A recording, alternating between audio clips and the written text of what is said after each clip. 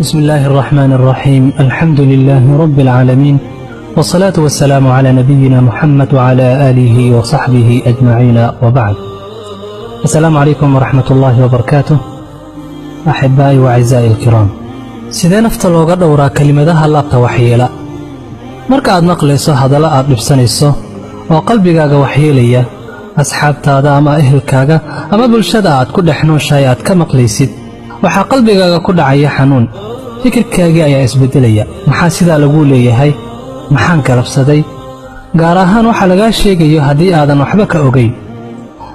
haddii addoonka xaaladda hadallada uu dhibsanaya lagu yidhaahdo iska aamuso oo waxba sheegin cidna la diriirin, taa waxaa lagu magacaabaa dulqaad iyo cafwi. laakiin su'aashu waxay tahay, sideen xanuunkaasi uga fogaadaa? taasina waxaa ka sii muhiimsan, sideen qalbigayga u xifdiyaa oo aan uga dhigi karaa qalbi nadiif ah oo aan saamayn ku yeelanayn hadal walboo laygu yidhaahdo, kiisa xun iyo kiisa fiican ay ammaanta iyo caydaba agtayda isku mid ka noqdaan. waxaan arkay qur-aanka kariimka oo arrintaa ku soo koobaya 3 aayadood. aayadda ugu horraysa waxay ku jirtaa suuratu alxijri. rabbi subxaanahu wa tacaala wuxuu leeyahay, walaqad naclamu annaka yadiiqu sadruka bima yaquuluun. waxaa la hadlayaa nebiga sala allahu calayhi wasalam. waxaannu ognahay in nebiga sala allahu calayhi wasalam dacwadan darteed dhib badan inuu u soo maray. waxaa lagu soo tilmaamay inuu majnuun yahay, inuu saaxir yahay. ina rasuulakum aladii ursila ilaykum lamajnuun faqaala aldaalimuuna in tattabicuuna ilaa rajulan masxuura anu'minu laka waattabacaka alardaluun asaatiiru alawaliina iktatabaha fahiya tumla calayhi bukratan wa asiila. waa la xaqiray xaqiraad qof la xaqiro meesha ugu dambaysay. idan qofka insaanka waxaa adkaanaysaa inuu xaaladdii marka uu ku sugnaa uu istimraaryo ku sameeyo, waayo fikirkiiyaa isbedelaya, qalbigiibaa isbedelaya, laabtaa ciriyoomaysa. idan waxaa adkaanaysaa in qofka hadafkii uu lahaa uu gaaro ama bulshadii marka la dhaqmaba. allah subxaanahu wa tacaala wuxuu lahaa, walaqad naclamu annaka yadiiqu sadruka bima yaquuluun. waynu ognahay inay laabtaadu ciriyoomayso waxay kaa sheegayaan darteed hadallada xunxun lagugu odhanayo. waanu ognahay ee waxaad samaysaa, fasabbix bixamdi rabbika wakun min asaajidiin. ku tasbiixso mahadda rabbiga kana mid noqo kuwa allah subxaanahu wa tacaala u sujuuda. idan wuxuu allah subxaanahu wa tacaala tilmaamayaa in nebiga sala allahu calayh wasalam mar walboo lagu yidhaahdo hadal xun ama uu dhibsanaayo ama lagu jeesjeeso inuu rabbi subxaanahu wa tacaala mahaddiisa ku tasbiixsado kana mid noqdo kuwa sujuudaya. sidoo kale rabbi subxaanahu wa tacaala wuxuu leeyahay aayad ku jirta suuradda qaaf, فاصبر على ما يقولون وسبح بحمد ربك قبل طلوع الشمس وقبل الغروب.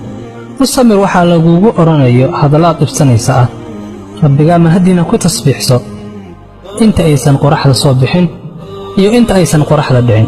waxay culimadu tilmaamaan labada waqti inay tahay waqtiyada ugu wanaagsan ee rabbi subxaanahu wa tacaala la xuso, salaada subax dabadeed ilaa qoraxday ka soo baxdo iyo salaada casir ilaa maqribka laga gaaro. waa laba waqti waxay yidhaahdaan ay wanaagsan tahay qofka mu'minkaa inuu rabbi subxaanahu wa tacaala xuso oo ajarkiisuna aad u farabadan yahay.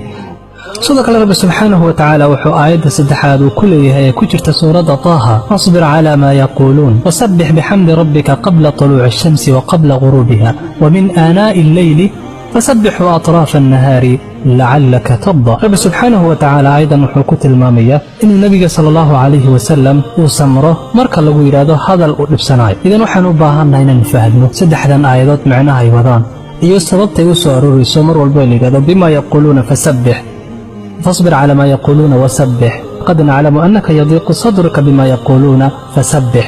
markaynu eegno qowlka alle subxaanahu wa tacaala yaquuluuna waxaa ku xiga fasabbix. walqad naclamu annaka yadiiqu sadruka bima yaquuluuna fasabbix.